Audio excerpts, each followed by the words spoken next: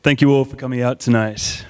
I would like to begin by acknowledging the Gadigal people of the Eora Nation, the traditional custodians of the land on which we meet, and pay my respects to their elders past, present and emerging, as well as extend my respect to Aboriginal and Torres Strait Islander peoples here tonight.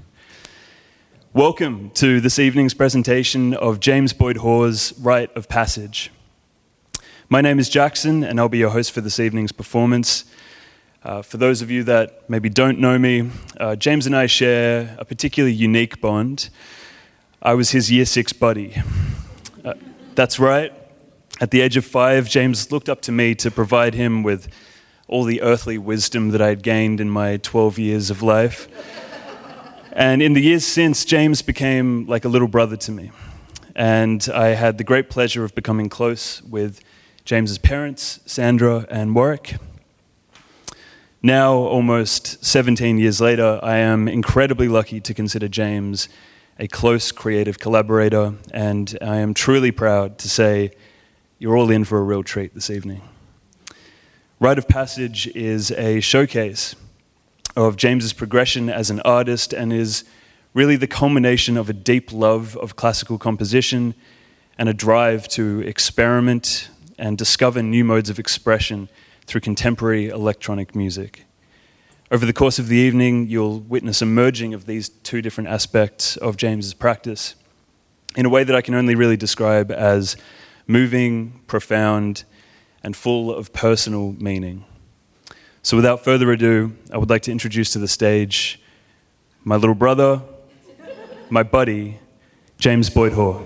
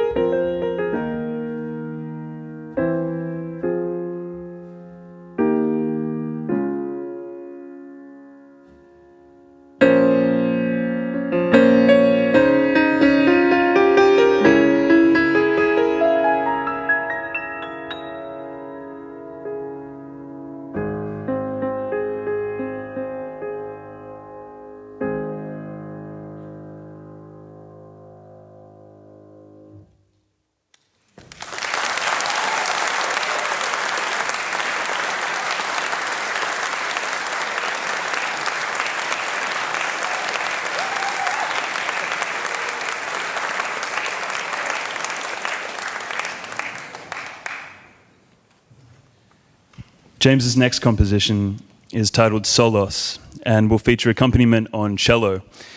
The composition is the result of James's experimentation with reversed sound and his manipulation of acoustic elements to achieve a unique electronic quality. The song takes the form of a kind of musical palindrome, flipping at the center of the piece to reverse back to its beginning. Please welcome Elizabeth Ferris on cello.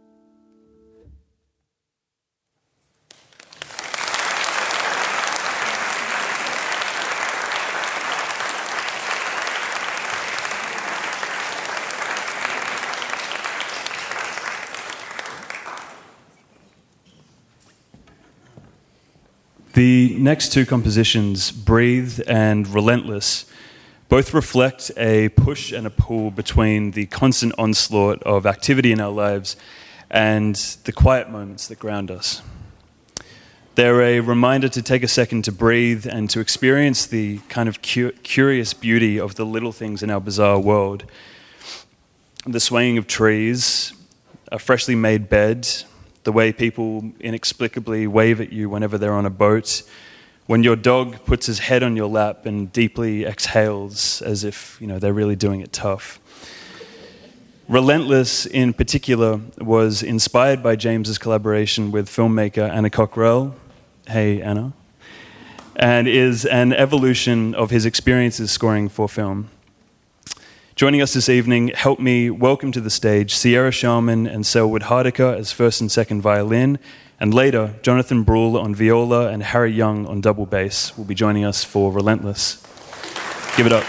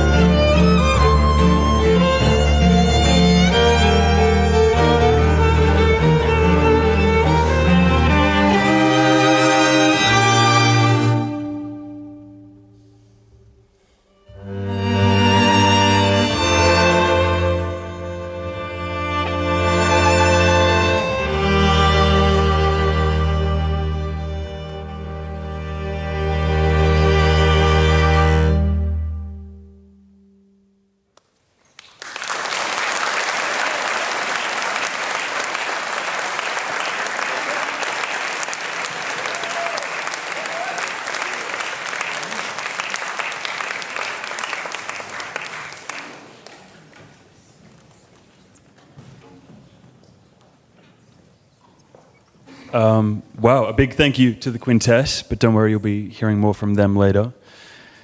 On the previous song, you probably just saw James playing what appears to be a fairly traditional synthesizer. But what the next few compositions will really showcase, it's anything but traditional. The Osmose Expressive E is an innovative model in emotive musical performance.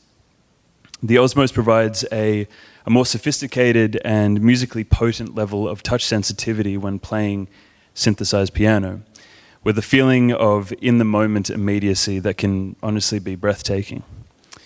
The instrument gives the sensation that your finger has become bow or breath-like. There's also a real feeling of aliveness in many of the sounds, with a degree of sonic complexity and development that is beyond most virtual analog synths. I could stand here and continually tell you all about it, but there's really no better way to experience it than to properly hear it for yourself. So to accompany James on the Osmose this evening's quintet will be reintroduced for the songs Anchor and Rite of Passage, but to lead us in, here's one of James's solo electronic compositions, Interlude.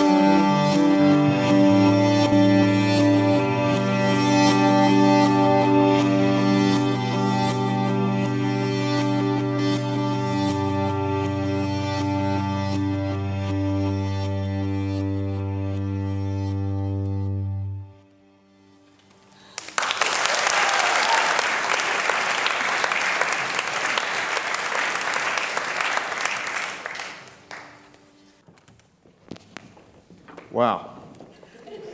Good evening.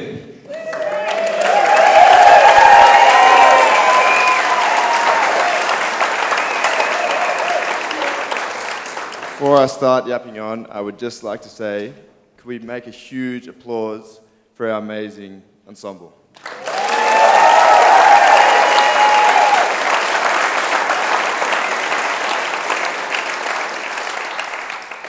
I would just like to firstly thank you for all coming here tonight. It really means so much to me to have you all here.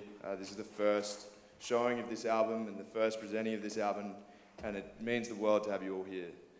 I would just like to go through and just thank a few people that helped make this possible. I would firstly like to thank Expressive E for their ongoing support and everything that they've done for this project. I'm really excited for the future and to see what it holds. You're an amazing new company and with an amazing new synth, which you guys saw tonight. So yeah, I'm excited for the future.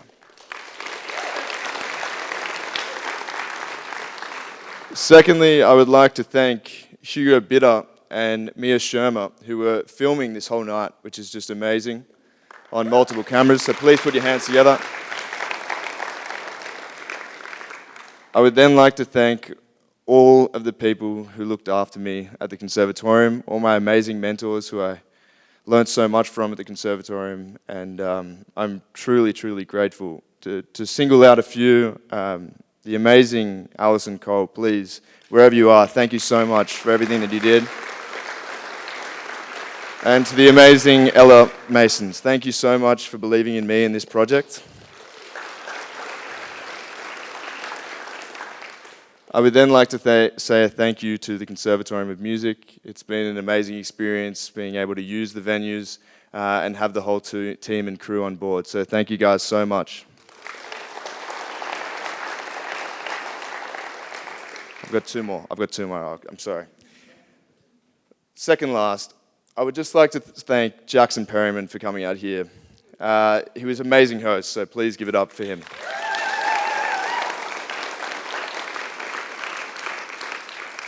I would lastly just like to thank my family, who I think are here, and my amazing mums. Thank you so much for believing in me. You've sacrificed so much for me to be here. Thank you.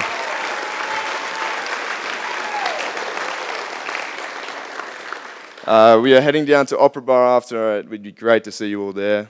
I'm really, really looking forward to a beer. So, thank you all for coming. Thank you.